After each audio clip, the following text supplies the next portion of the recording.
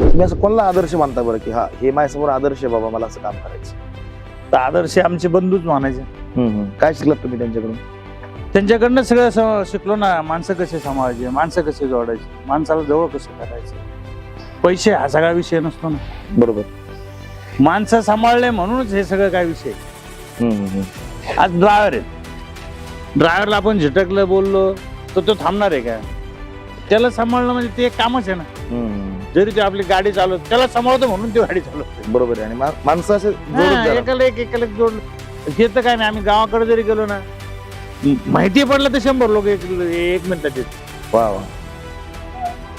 हा तुम्ही गावात येणार आहे? येणार आहे. काय ते आम्हाला देत नाही ना, आम्ही त्याला काही देत नाही. फक्त या बसा, काय चाललंय, कसं चाललंय, हा स्वाद लय मोठा आहे ना. प्रेमाचं नातं. प्रेमाचा.